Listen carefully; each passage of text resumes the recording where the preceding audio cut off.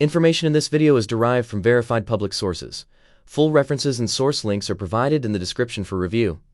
On January 21st, 2026, in a private meeting room at the World Economic Forum in Davos, Switzerland, something happened that most people didn't notice. President Donald Trump sat down with NATO Secretary General Mark Rutte. The meeting lasted 47 minutes. When they emerged, Trump announced what he called a framework of a future deal on Greenland. He smiled. Rutte smiled. Press took photos. Everyone moved on. But 3,000 miles away in Brussels, the European Parliament was holding an emergency session. And what they decided in that room, on that same day, will reshape global trade, geopolitics, and economic power for the next decade. The European Union officially suspended the agreement on reciprocal fair and balanced trade with the United States. This wasn't a minor policy adjustment. This was the complete freezing of a trade relationship worth $1.7 trillion annually. $1.7 trillion, that's larger than the entire economy of Canada. That's bigger than the gross domestic product of Russia and Australia combined. That's $4.4 billion changing hands between America and Europe every single day. And it stopped. Not because of economics, not because of tariffs or regulations or trade imbalances. It stopped because of an island covered in ice that 99% of Americans couldn't find on a map 2 months ago. Greenland. The deal that Trump just made with NATO isn't what the media is reporting. The framework he announced isn't about security cooperation or Arctic defense. It's about damage control. Because what happened in the 3 weeks before that Davos meeting was the closest the North Atlantic Treaty Organization has come to complete fracture since it was founded 75 years ago. And the fracture wasn't caused by Russia. It wasn't caused by China. It was caused by the President of the United States threatening to invade an ally's territory.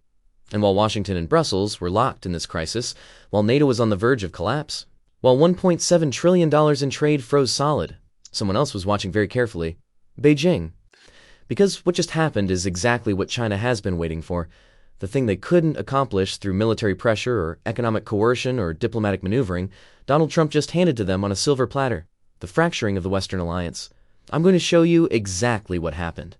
I'm going to walk you through the secret negotiations, the threats that were made behind closed doors, the trade deal that collapsed, and why this isn't just about Greenland or NATO or trade. This is about the end of the post-World War II order, and it happened faster than anyone thought possible. Let's start with the question nobody in the media is asking. Why Greenland? Why now? And why is Donald Trump willing to blow up 75 years of alliance over an island with 57,000 people and more polar bears than cars? The answer isn't what you think. This isn't about real estate. This isn't about ego. This is about rare earth minerals, military positioning, and a geographic choke point that controls access to the Arctic Ocean. And the person who understands this better than anyone is sitting in Beijing. Greenland is the world's largest island, 2.16 million square kilometers, 80% covered by an ice sheet. It belongs to Denmark. It has since 1721, when Denmark colonized it. The population is tiny, 57,000 people. Most of them are indigenous Inuit. The capital, Nuuk, has a population of 19,000. There are towns in rural America with more people. But beneath that ice, geologists have identified deposits of rare earth elements worth an estimated $1.5 trillion. Rare earths. The minerals that are essential for everything from smartphones to fighter jets to wind turbines to guided missiles. And right now, China controls 70% of global rare earth production. 70%. The United States is almost entirely dependent on China for the materials that build American military hardware. Greenland has the second largest rare earth deposit on the planet. Kama Field in southern Greenland contains an estimated 2.9 million tons of rare earth oxides. If developed, it could supply 15% of global demand. That's enough to break China's monopoly. That's enough to make the United States independent of Beijing for critical defense materials. But there's more. Greenland sits at the geographic intersection of 3 critical military zones. To the west, North America. To the east, Europe. To the north, the Arctic Ocean. And the Arctic is melting.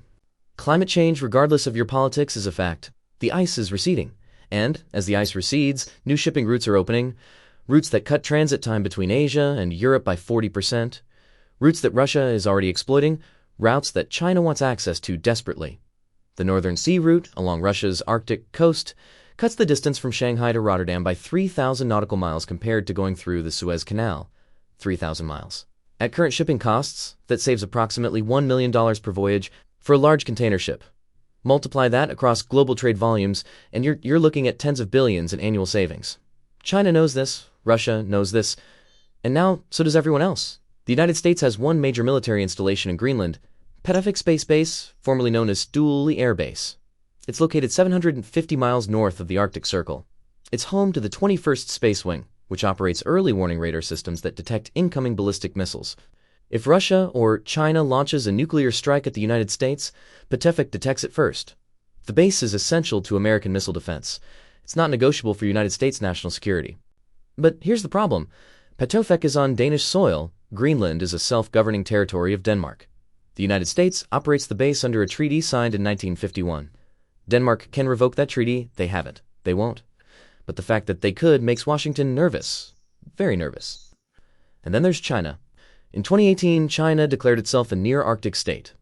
This is geographically absurd. China is 4,800 miles from the Arctic Circle. But Beijing doesn't care about geography. They care about access. They've been trying to invest in Greenland for over a decade. In 2016, a Chinese company offered to buy an old naval base in Greenland. Denmark blocked it. In 2018, Chinese state-owned enterprises offered to finance 3 new airports in Greenland. The United States pressured Denmark to reject the funding.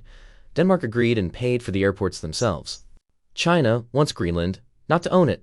They're not stupid enough to try territorial acquisition. But they want mining rights, they want port access, they want a foothold in the Arctic, and every time they try, the United States blocks them. But blocking Chinese investment only works if Greenland stays aligned with Denmark and NATO. If that relationship fractures, if Greenland decides it wants independence, if they start looking for alternative partners, China is standing by with checkbook open. This is the context. This is why Trump wants Greenland. Not because he's irrational.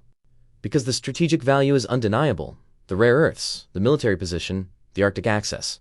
It's worth trillions in economic and security value. But wanting something and getting it are two very different things. And what Trump did to try to get it almost destroyed NATO. On January 7th, 2026, Donald Trump held a press conference at Mar-a-Lago. The topic was supposed to be domestic policy. Halfway through, a reporter asked about Greenland. Trump's answer shocked everyone in the room. He said, and I'm quoting directly from the transcript, "We need Greenland for economic security. For military security, I'm not going to rule out using military force or economic force. We have many tools, many very powerful tools, and if certain countries continue to obstruct what's clearly in everyone's interest, they'll find out what those tools are. Military force, against an ally, against a NATO member." The words hung in the air, the room went silent. Then the questions started. Clarifications, walkbacks, aides scrambling. But Trump doubled down. He said Denmark was being unreasonable. He said European leaders didn't understand modern security threats. He said Greenland's future was too important to be held hostage by outdated sovereignty concerns. The reaction in Europe was immediate and volcanic. Within 6 hours, the Danish Prime Minister, Mette Frederiksen, held her own press conference. She said, and I quote, "Greenland belongs to the people of Greenland. It is not for sale. It will never be for sale. Any attempt by any nation to use force against Danish territory would mean the immediate end of NATO as we know it." Read that again. The immediate end of NATO, the defensive alliance that has kept Europe and North America unified for 75 years, the cornerstone of Western security, over in one sentence. But Trump wasn't done. On January 17th, 2026, he escalated. He announced that if 8 specific European nations didn't publicly support negotiations on Greenland's future status, the United States would impose tariffs. 10% on all goods from Denmark, Norway, Sweden, Finland, Germany, France, the Netherlands, and the United Kingdom. 8 countries, 8 NATO allies. 10% tariffs. And not just symbolic tariffs. Real economic punishment targeting sectors where these countries had the most to lose. The announcement included a timeline. If the 8 countries didn't agree to negotiations within 30 days, the tariffs would increase to 25% by June 1st. If they still refused, Trump threatened complete trade suspension. He called it leverage. European leaders called it extortion. Let me give you the numbers so you understand what this meant. Annual United States imports from these 8 countries combined total approximately $450 billion. A 10% tariff would cost American consumers and businesses $45 billion annually in higher prices. But it would devastate European exporters. Germany alone exports $127 billion worth of goods to the United States every year. Automobiles, machinery, pharmaceuticals, chemicals. A 10% tariff would make German products less competitive against American and Asian alternatives. Tens of thousands of jobs would be at risk. Norway exports $64 billion in goods, mostly energy and fish. The Netherlands, $87 billion, much of it agricultural products and refined petroleum. France, $52 billion, including aircraft, wine, and luxury goods. The United Kingdom, $61 billion, Sweden, 15 billion. Denmark, 12 billion. Finland, 8 billion. Add it up, and you're looking at economic warfare against America's closest allies. Not adversaries, not competitors. Allies. Countries that stood with the United States through 2 world wars, the Cold War, the War on Terror, every major conflict of the past century. And Trump was threatening to economically punish them because they wouldn't negotiate away the sovereignty of one of their territories. The response was unprecedented. On January 19th, the foreign ministers of all 8 targeted countries held a joint press conference in Brussels. They issued a statement condemning the tariff threat as incompatible with NATO obligations, contrary to international law, and fundamentally destructive to the transatlantic relationship. They said the threatened tariffs violated World Trade Organization rules. They said the United States proceeded, the European Union would file formal complaints and posed retaliatory tariffs on American goods. But more importantly, they drew a red line. The statement said, the territorial integrity of member states is non-negotiable. Any attempt to coerce changes to sovereign borders through economic or military threats represents a violation of the principles upon which NATO was founded. If such threats are carried out, member states will be forced to reconsider their participation in alliance structures. Reconsider their participation. That's diplomatic language for we might leave NATO. 8 countries, including Germany, France, and the United Kingdom. The 3 largest European economies, the 3 most powerful European militaries. If they left NATO, the alliance would cease to exist in any meaningful form. And this is where the trade deal comes in. Because while the tariff threats were making headlines, something much bigger was happening behind the scenes. The collapse of the economic framework that has governed United States-Europe trade for decades. I don't push memberships. If this content consistently helps you think more clearly about markets and global events, membership is simply a way to go deeper and support the channel. On August 14th, 2025, 5 months before the Greenland crisis erupted, President Trump and European Commission President Ursula von der Leyen signed something called the Agreement on Reciprocal Fair and Balanced Trade. The media rarely covered it. It seemed like a boring technical document.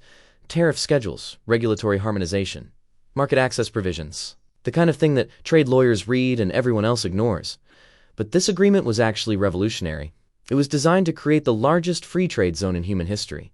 The United States and European Union combined represent a market of 850 million people with a combined gross domestic product of over $45 trillion.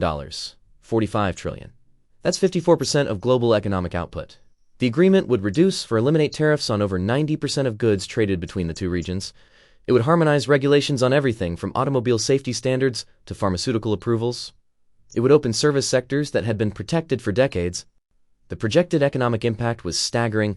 The European Commission estimated the deal would increase United States-Europe trade by 32% within 5 years.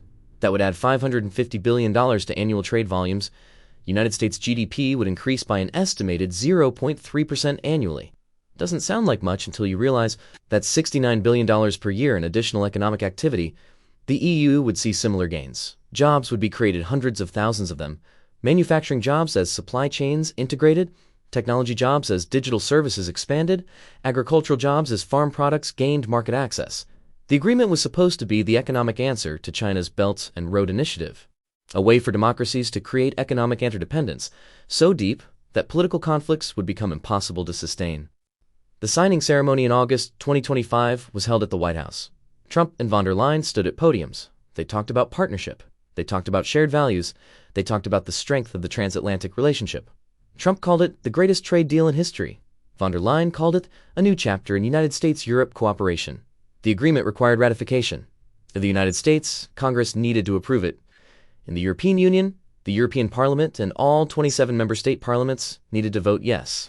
The process was expected to take 12 to 18 months, but everyone assumed it would pass. The economic benefits were too obvious. The political momentum was too strong. This was happening. Then came Greenland, and everything fell apart. On January 21st, 2026, the same day Trump met with NATO Secretary General Rutte in Davos, the European Parliament held an extraordinary session. The topic was the tariff threats. The session was scheduled to last 2 hours. It lasted 7. Member after member stood up and spoke.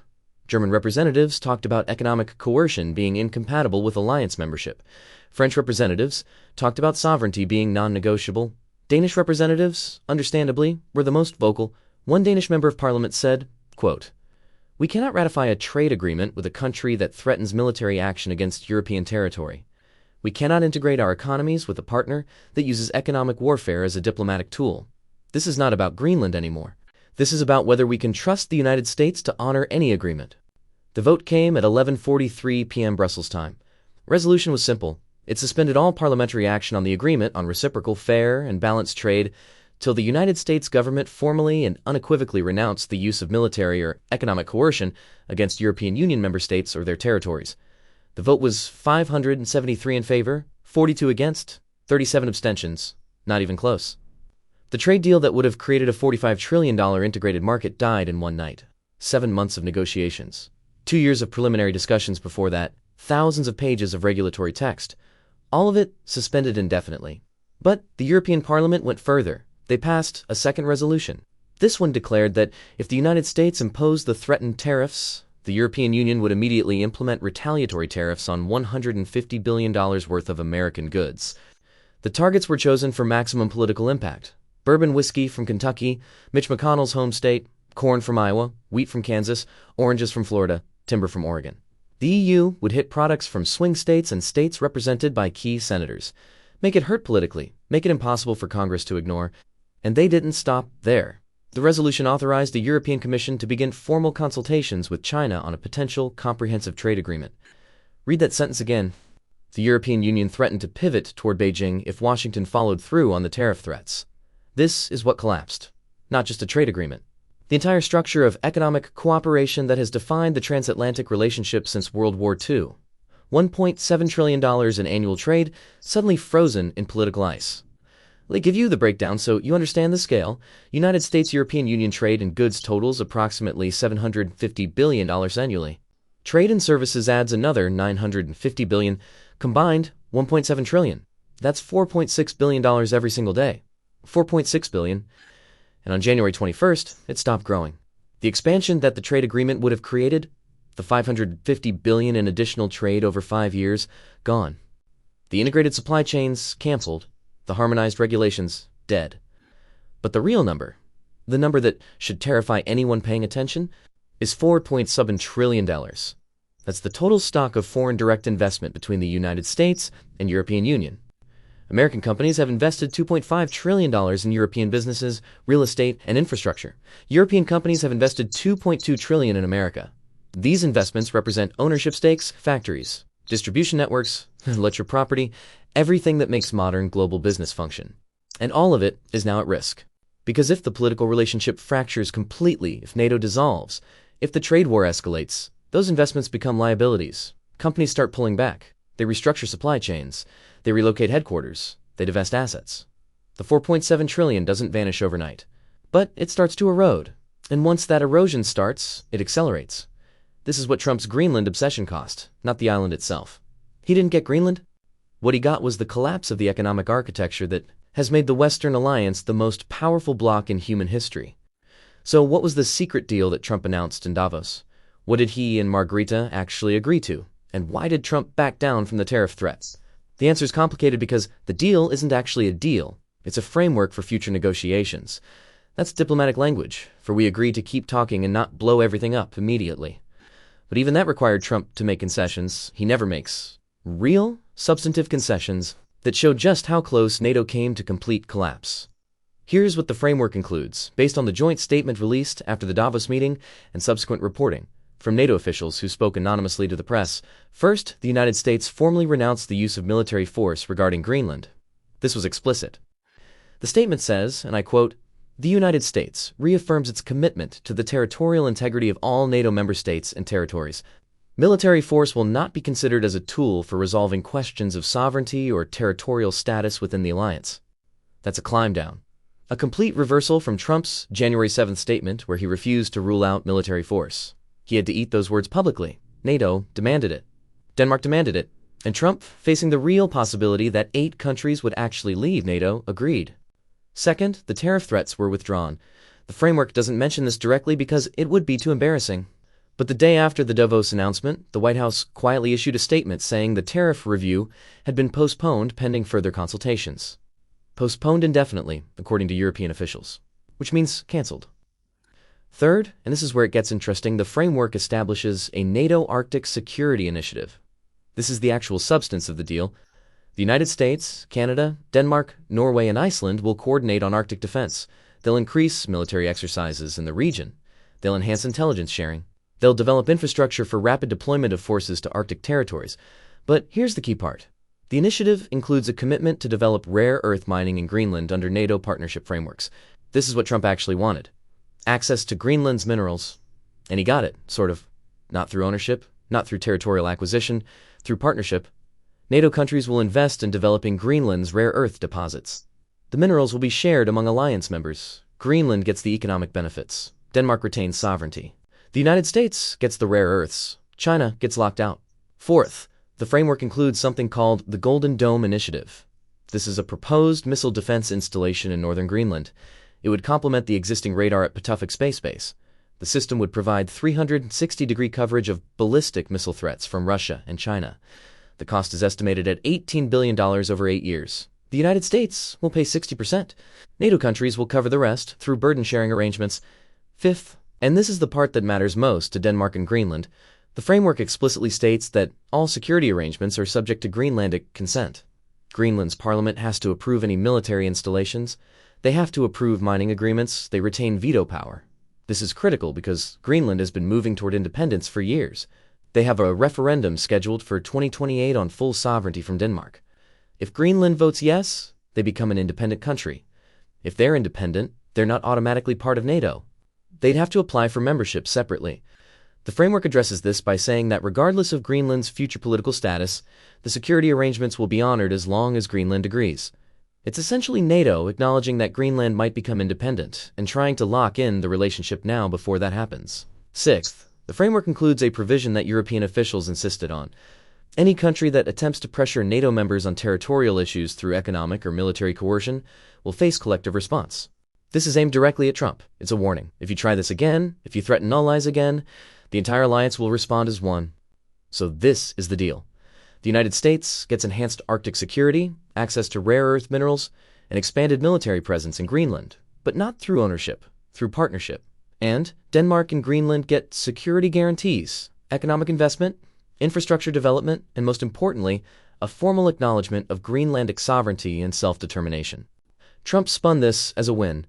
He said the framework achieves everything he wanted without compromising anyone's sovereignty. And technically, he's right.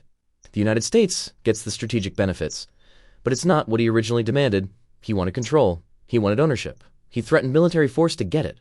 And what he actually got was a partnership agreement that requires consensus and gives Greenland veto power. That's not a Trump-style deal. That's a compromise. And the fact that Trump agreed to it shows how serious the NATO crisis actually was. Because Trump doesn't compromise unless he has no other choice. Now let's talk about the winner in all of this, because it's not the United States, it's not Europe, it's not even Greenland, it's China. On January 22, 2026, the day after the Davos framework was announced and the European Parliament suspended the trade deal, a curious thing happened in Beijing. The Ministry of Foreign Affairs held a routine press conference. A reporter asked about the Greenland situation. The spokesperson gave a carefully worded answer. She said, quote, "China has always respected the sovereignty and territorial integrity of all nations. We believe disputes should be resolved through dialogue and mutual respect. We hope all parties can work together to maintain regional peace and stability." Standard diplomatic boilerplate, nothing controversial. But then she added one more sentence. China remains committed to developing friendly cooperation with all Arctic nations and peoples based on mutual benefit and respect for sovereignty. Well, that last sentence is the key. All Arctic nations and peoples, not governments, peoples. That's a signal. China is saying they're willing to work with Greenland directly, regardless of its political status. If Greenland becomes independent, if the relationship with Denmark changes, if NATO security arrangements fall apart, China is positioning itself as an alternative partner, and they're not doing this quietly. 3 days after the Davos meeting, the Chinese state-owned enterprise China Northern Rare Earth Group announced a new initiative. They're offering technical assistance and financing to any country that wants to develop rare earth mining capabilities. The program is called the Rare Earth Partnership Initiative. It offers low-interest loans, technology transfer, and guaranteed purchase agreements for refined rare earth elements. The target audience is obvious: countries with rare earth deposits that don't have the capital or expertise to develop them alone. Countries like Greenland, Mongolia, Vietnam, Brazil, Australia, African nations with untapped mineral wealth. China is offering to help develop these resources, and in exchange, they want long-term supply agreements and strategic partnerships. This is the Belt and Road playbook applied to critical minerals.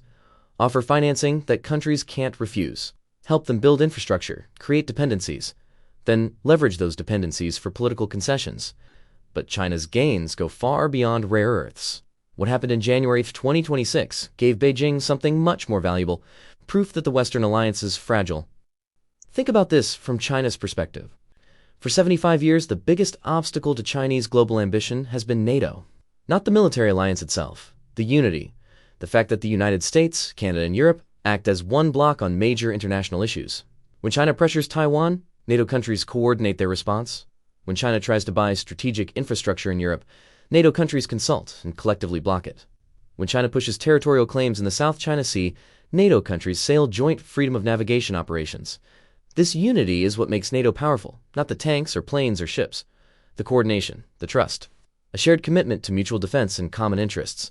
And Trump just shattered it, not permanently. The framework deal papered over the immediate crisis. But the cracks are visible. European leaders now know that the United States, under certain leadership, will threaten them, will use economic coercion, will prioritize unilateral interests over alliance solidarity. That knowledge changes everything. European strategic planners are now building contingencies for a future where the United States can't be trusted. They're discussing European strategic autonomy. They're talking about independent defense capabilities. They're exploring closer coordination with each other, separate from NATO structures. And every step toward European autonomy is a step away from transatlantic unity, which is exactly what China wants. Let me show you how this plays out in practical terms.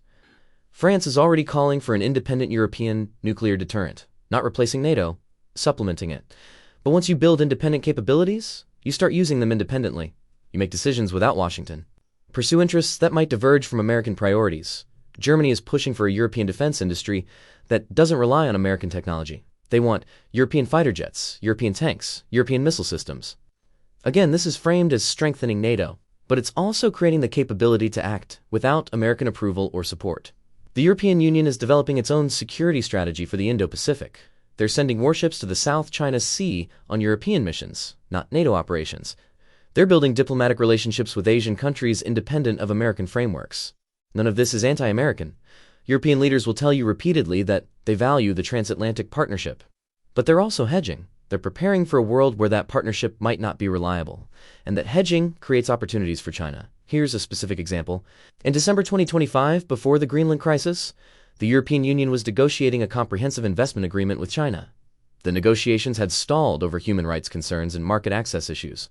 European countries were united in demanding concessions from Beijing before signing. After the Greenland crisis, after the trade deal suspension, those negotiations restarted with a different tone. European officials are now more willing to compromise, not because they care less about human rights, because they need alternatives to American trade. If the transatlantic economic relationship is unstable, Europe needs other markets, and the biggest market available is China. China didn't cause the Greenland crisis, they didn't plan it, but they're absolutely capitalizing on it. Every division within NATO is an opportunity for Beijing to expand influence, and the divisions just got a lot wider. The European Union's threat to negotiate a comprehensive trade agreement with China was an empty posturing. According to officials involved in the discussions, preliminary talks began on January 26th, just 5 days after the trade deal suspension. The framework under discussion would increase EU-China trade by an estimated $200 billion over 5 years. Not as large as the United States-Europe deal would have been, but substantial. And it comes with strings. China is demanding that Europe remain neutral on Taiwan, not abandon the One China policy, just stop participating in freedom of navigation operations near Taiwan, stop selling defense technology to Taipei, stay neutral. Before the Greenland crisis, every European country would have rejected that demand immediately. After the crisis, some are reconsidering. If the United States is willing to threaten European allies over Greenland, why should Europe risk Chinese economic retaliation to defend American interests in Taiwan? That's the question European leaders are quietly asking. And the fact that they're asking it represents a strategic victory for China worth far more than any trade deal or rare earth deposit. Let me zoom out and show you the bigger pattern here. Because Greenland isn't an isolated incident. It's part of a trend that should terrify anyone who understands how global power actually works. Since 2022, we've seen a systematic weakening of Western institutional cohesion, not through external attack, through internal dysfunction, and the pattern is always the same. Step 1, a crisis emerges that requires coordinated response. Ukraine war, Middle East conflicts, Chinese aggression, supply chain disruptions, pandemic threats. Pick your crisis. Step 2. The United States either takes unilateral action without consulting allies or makes demands that allies find unacceptable. Step 3. Allies push back. They object. They refuse. They assert their own interests. Step 4. Instead of negotiating or compromising, the United States threatens consequences, economic punishment, reduced security commitments, public criticism. Step 5. The crisis escalates to the point where the entire alliance structure is at risk. Step 6. A face-saving compromise is reached that resolves the immediate problem but doesn't repair the underlying damage. We saw this pattern with Ukraine. The United States wanted Europe to cut energy ties with Russia completely and immediately. Europe said that would crash their economies. The United States accused Europe of funding Russian aggression. Europe accused the United States of demanding sacrifices it wouldn't make itself. Eventually, they compromised on phased energy reductions. But the mutual resentment remained. We saw it with China tariffs. The United States imposed tariffs on Chinese goods and demanded Europe do the same. Europe said the tariffs violated WTO rules and would trigger retaliation that would hurt European exporters. The United States said Europe was being weak on China. Europe said the United States was pursuing protectionism disguised as security policy. They never fully aligned. We saw it with defense spending. The United States demanded NATO countries spend at least 2% of GDP on defense. Most countries weren't meeting that target. The United States threatened to reduce its NATO commitment. European countries increased spending but resented being pressured. The target was met, but the relationship was strained. And now we're seeing it with Greenland. The pattern plays out the same way every time. United States demands, allies resist, United States threatens, crisis escalates, compromise reached, damage done. The problem is that each cycle weakens the alliance a little more. Trust erodes. Coordination becomes harder. Countries start hedging. They build alternative relationships. They prepare for a future where the alliance might not exist. This erosion is exactly what China's grand strategy depends on. China cannot defeat the United States militarily. Not now, maybe not ever. The United States military is too powerful, too technologically advanced, too geographically advantaged. Direct military confrontation with the United States would be national suicide for China. But China doesn't need to defeat the United States militarily. They just need to break American alliances. Because the United States without allies is manageable. The United States military can project power globally, but it depends on bases in allied countries. Naval bases in Japan and South Korea. Air bases in Germany and the United Kingdom. Forward operating positions in Qatar and Australia. Without allied basing rights, American power projection collapses. The United States economy is massive, but it depends on global supply chains that run through allied ports, allied factories, allied logistics networks. Without allies, American companies can't access the markets and resources they need to remain competitive. The United States technology sector dominates globally, but it depends on allied research partnerships, allied talent pools, allied market access. Without allies, American innovation slows. China understands this completely. Their strategy isn't to fight the United States. It's twice hate the United States. And the best way to achieve that isolation is to wait for the United States to alienate its own allies. Which is exactly what's happening. Not through Chinese action, through American dysfunction. Let me give you a Chinese strategic document that explains this explicitly. In 2021, a research institute affiliated with China's Central Party School published a report called Long-Term Competition with the United States, Strategic Patience and Systemic Advantage. The report is not secret. It's publicly available in Chinese with official English translations circulating in academic and policy circles. The report argues that China should avoid direct confrontation with the United States. Instead, China should focus on 3 objectives. First, maintain economic growth to build comprehensive national power. Second, expand global partnerships to create alternative poles of power. Third, wait for internal contradictions in the American alliance system to deepen. The report specifically identifies NATO as the critical vulnerability. It says, and I'm translating from the Chinese, the North Atlantic Alliance is bound by shared interests, but divided by conflicting priorities. As American power becomes more unilateral and less consultative, European partners will seek greater autonomy. This autonomy will create space for Chinese engagement with individual European states, undermining coordinated containment efforts. That was written in 2021, 3 years before the Greenland crisis. And it describes exactly what's happening now. So what does all of this mean for your life? For your job, your savings, your future? Because this isn't just geopolitics. This affects you directly. First, trade disruption means higher prices. The suspension of the United States-Europe trade deal means tariffs stay in place that would have been reduced or eliminated. Those tariffs get passed on to consumers. European wine, cheese, automobiles, machinery, all cost more because of tariff burdens. American exports to Europe face the same problem. The cost of doing business across the Atlantic just went up, and you pay for it. Second, investment uncertainty means slower growth. The $4.7 trillion in mutual United States-Europe investments represents real economic activity. Factories, offices, distribution centers, research facilities. When political relationships become unstable, companies delay new investments. They postpone expansion plans. They wait to see if the situation stabilizes. That delay means fewer jobs created, slower wage growth, reduced economic opportunity. Third, alliance instability means higher defense costs. If NATO weakens, if European countries decide they need independent defense capabilities, if the United States has to maintain larger military forces to compensate for reduced allied contributions, defense spending goes up. That's taxpayer money, your money, going to military budgets instead of infrastructure, education, healthcare, or tax cuts. Fourth, Chinese economic expansion means strategic dependency. If Europe pivots toward China for trade, if supply chains shift toward Beijing, if critical industries become reliant on Chinese markets, the United States loses leverage. And when America loses leverage, China gains it. That affects everything from technology standards to human rights enforcement to climate policy. If China can threaten economic consequences for countries that oppose its interests, those countries back down. The world becomes more authoritarian, less free, less aligned with American values. Fifth, rare earth access uncertainty means technology vulnerability. If the Greenland rare earth deal doesn't work out, if China maintains its monopoly on critical minerals, American companies remain dependent on Chinese supply for advanced manufacturing. That dependency gives China veto power over American technology development. It means China can cut off supply during conflicts. It means American defense contractors depend on Chinese materials to build American weapons. That's a national security nightmare. Here's what you should actually do with this information. Not panic, not assume the worst, but prepare for a more volatile global environment. Diversify your investments. If you're heavily exposed to European stocks or United States companies that depend on European markets, consider rebalancing, not abandoning those positions. Just reducing concentration risk, monitor your job sector. If you work in industries heavily dependent on transatlantic trade, automotive, aerospace, pharmaceuticals, agriculture, pay attention to trade policy developments. Understand how tariff changes could affect your employer. Have contingency plans, build savings. Economic volatility means unexpected disruptions, job losses, market crashes, supply chain breakdowns. Having 6 to 12 months of expenses and liquid savings gives you a buffer when things get unstable. Stay informed but skeptical.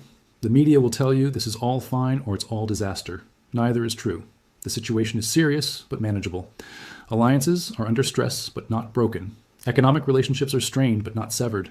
Don't panic, but don't ignore it either. Engage politically. This is fundamentally a political problem. The decisions leaders make about alliances, trade, and foreign policy affect your economic future. If you care about American prosperity and security, you should care about these relationships. Vote for leaders who understand the value of alliances. Support policies that strengthen rather than fracture international cooperation. Here's where we are. January 26, 2026. The immediate Greenland crisis has been diffused. The NATO framework deal papering over the worst tensions. The tariff threats withdrawn. The trade deal suspended but not dead. Everything on pause. But pause isn't resolution. The underlying dynamics haven't changed. Trump still wants greater control over Greenland. Europe still considers sovereignty non-negotiable. China still sees opportunity in Western division. The conditions that created the crisis still exist. So what happens next? There are 3 possible paths forward, and the path we take will define the next decade of global politics. Path 1, the reconciliation scenario. United States and European leaders use the breathing room from the framework deal to actually rebuild trust. They restart negotiations on the trade agreement. They address European concerns about unilateral American actions. They create formal consultation mechanisms so future disputes get resolved before they explode into crises. The NATO Arctic Security Initiative becomes a model for cooperation. Greenland's rare earths get developed through partnership. China gets locked out of Arctic resources. The Western alliance emerges stronger and more unified. This is possible. It's not likely, but it's possible. It requires leadership on both sides willing to prioritize alliance unity over short-term political wins. It requires compromise. It requires patience. It requires acknowledging that alliances are built on mutual benefit, not coercion. Path 2, the muddle-through scenario. The situation stays frozen. The trade deal remains suspended but not formally canceled. Security cooperation continues at reduced levels. United States and Europe coordinate on some issues but not others. The relationship becomes transactional rather than strategic. Partners, but not allies. This is probably the most likely outcome in the near term. Nobody wants to formally break the alliance, but nobody trusts it enough to deepen it either. The problem with muddling through is that it's inherently unstable. Every new crisis becomes another test. Every disagreement risks escalation, and over time the relationship degrades. Countries build alternative partnerships. They hedge more, they coordinate less. The alliance doesn't collapse in one dramatic moment. It just slowly becomes irrelevant. Path 3, the fracture scenario. Another crisis emerges. Taiwan, Ukraine, Middle East, trade, whatever. The United States makes unilateral demands again. Europe refuses again. But this time, the compromise doesn't come. Positions harden. Rhetoric escalates. Economic warfare begins for real. Countries start leaving NATO, not all at once. One or two at first, then more. The alliance fragments. This is the worst case, but it's not unthinkable. It almost happened over Greenland. If Trump had actually imposed those tariffs, if European countries had followed through on their threats to reconsider NATO participation, the alliance would have entered a death spiral.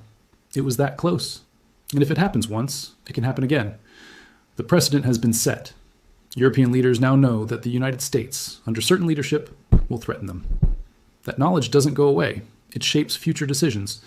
It makes fracture more likely, not less. And which path we take depends on choices being made right now. Not by you or me, by leaders in Washington, Brussels, Copenhagen, Beijing. Their decisions will determine whether the Western alliance survives the 21st century or becomes a historical footnote. Let me bring this full circle. On January 21st, 2026, a trade relationship worth $1.7 trillion froze solid because of an argument over an island covered in ice. The agreement on reciprocal fair and balanced trade, the framework that would have created the largest economic bloc in human history, got suspended. Not because of economics, because of threats, coercion, and the fracturing of trust between allies. Trump got his framework deal on Greenland, but he didn't get what he wanted. He got a partnership agreement that requires consultation and gives veto power to a government of 57,000 people.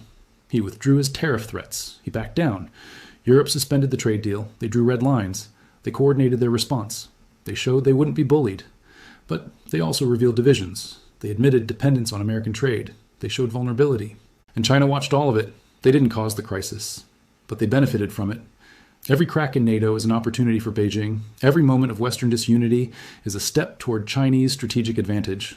The Greenland crisis is over, for now, but the pattern that created it continues, and the next crisis is already forming somewhere.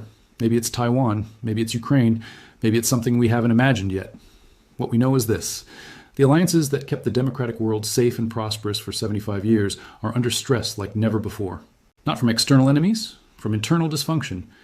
And if those alliances break, if that coordination ends, if that unity fractures, the world that emerges will be more dangerous, more authoritarian, less free, for everyone.